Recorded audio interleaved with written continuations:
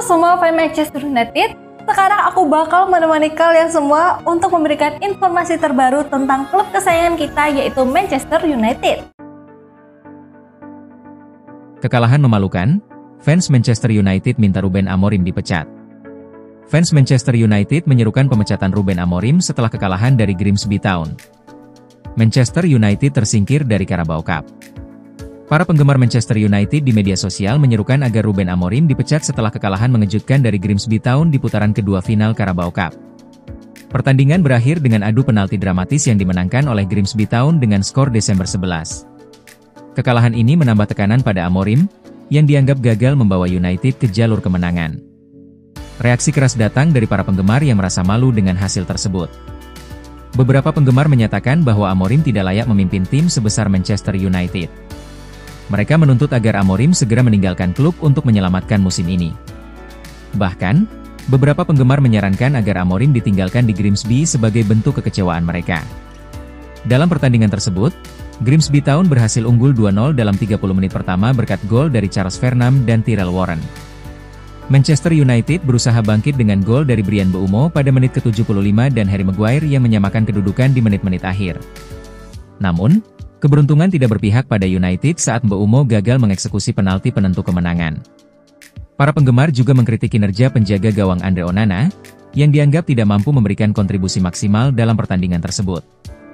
Beberapa penggemar menyarankan agar Onana mengikuti jejak Amorim dan meninggalkan klub. Benjamin Sesko masih melempem di MU, begini kata Rio Ferdinand.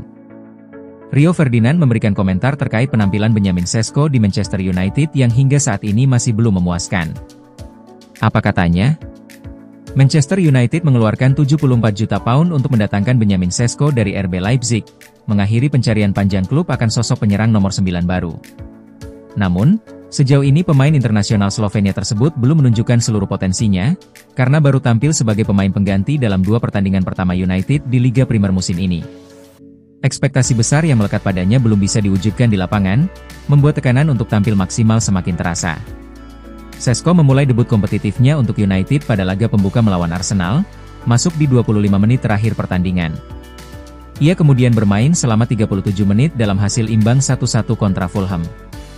Minimnya kesempatan bermain sebagai starter di bawah arahan Ruben Amorim menimbulkan keprihatinan dari legenda klub, Rio Ferdinand, yang menekankan betapa pentingnya waktu bermain secara reguler bagi perkembangan striker muda berbakat tersebut di Old Trafford.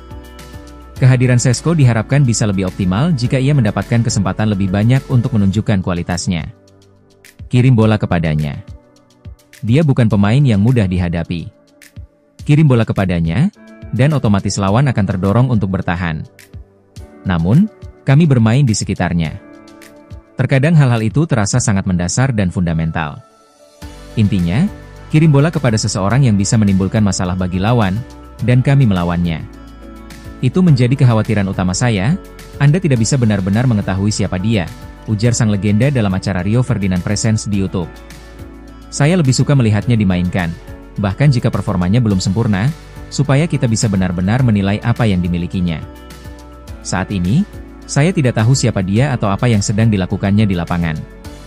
Saya tidak menyalahkan siapapun, tapi Anda harus membantu rekan satu tim menemukan posisinya dan menyesuaikan diri di tim. United akan menghadapi Grimsby pada putaran kedua Piala Carabao, Rabu ini, sebelum menjamu Burnley di Liga Premier 3 hari kemudian. Benjamin Sesko tentu berharap bisa memulai setidaknya salah satu dari pertandingan tersebut, saat ia berusaha membuktikan kemampuannya kepada Amorim. Sudah sepakat secara personal, Højlund tinggal tunggu waktu gabung Napoli. Tinggal menunggu waktu bagi Rasmus Højlund bergabung ke Napoli. Striker Manchester United itu diberitakan sudah mencapai kesepakatan personal dengan manajemen Il Partenopei. Gara-gara cedera yang menimpa Romelu Lukaku di mana striker asal Belgia ini harus absen hingga 3-4 bulan, Napoli bergerilya mencari striker baru sebelum ditutupnya bursa transfer musim panas 2025. Radar tim asuhan Antonio Conte pun mengarah kepada Rasmus Højlund, yang memang ingin didepak oleh Manchester United pasca merapatnya Benjamin Sesko ke Old Trafford. Dalam laporan terbaru yang dihimpun dari Sky Sport Italia, manajemen tim Naples Biru sudah mencapai kesepakatan personal dengan striker asal Denmark tersebut. Højlund diberitakan setuju dengan gaji sebesar 4,5 juta euro per tahun yang ditawarkan Il Partenopei. Upah tersebut merupakan kenaikan dari apa yang diterimanya bersama MU, di mana bayarannya di Old Trafford cuma sebesar 2,8 juta euro per musim. Skema perekrutan Højlund ini sendiri nantinya adalah peminjaman selama 1 musim hingga 30 Juni 2026, dan barulah di tahun depan Napoli wajib untuk mempermanenkan statusnya di Stadion Maradona.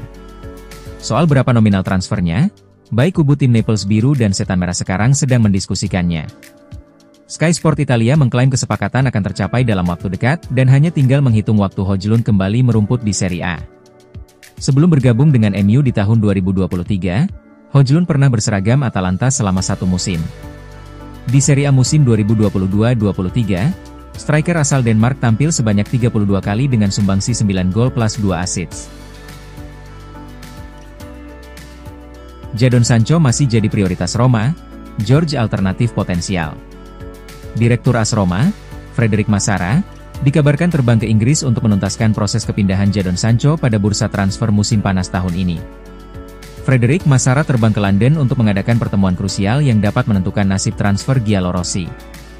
Ia dilaporkan akan bertemu dengan perwakilan Jadon Sancho dari Manchester United dan Tyrique George dari Chelsea, 2 pemain yang secara kebetulan berbagi agen yang sama. Menurut Football Italia, pertemuan ini digelar untuk menyelesaikan situasi kedua pemain tersebut secara langsung. Meskipun Massara sempat menyatakan bahwa negosiasi dengan Jadon Sancho hampir batal karena kurangnya motivasi dari sang pemain, saga ini tampaknya belum usai. Pelatih Gian Piero Gasperini masih terus mendesak Roma untuk meyakinkan pemain internasional Inggris tersebut. Sancho sendiri belum memberikan jawaban pasti, baik ya maupun tidak, yang mulai menimbulkan kejengkelan di staf Roma. Namun, kehadiran Massara secara langsung di London menunjukkan upaya terakhir untuk meyakinkan Sancho agar menerima tawaran dari Giallorossi. Sementara itu, Massara juga merencanakan pertemuan dengan pihak Chelsea untuk membahas Tyrique George. Pemain berusia 19 tahun ini dianggap sebagai alternatif potensial jika Sancho terus menunda keputusannya. George adalah produk akademi Chelsea yang sangat berbakat, mampu bermain di berbagai posisi di lini depan. Ia telah mewakili Inggris di berbagai level usia muda, menunjukkan potensinya yang besar. Keputusan Roma untuk mengejar Jadon Sancho dan George secara bersamaan menyoroti kebutuhan mendesak mereka akan penyerang sayap kreatif. George, dengan profilnya yang menjanjikan, bisa menjadi investasi jangka panjang, sementara Sancho menawarkan pengalaman dan kualitas yang sudah teruji di level tertinggi. Kedua pergerakan ini menunjukkan bahwa Roma tidak hanya fokus pada satu target, tetapi juga memiliki rencana cadangan yang solid untuk memperkuat skuad mereka di bawah arahan Gasperini. Jangan lupa untuk like, komen semenarik mungkin, dan cantumkan IG kalian di kolom komentar.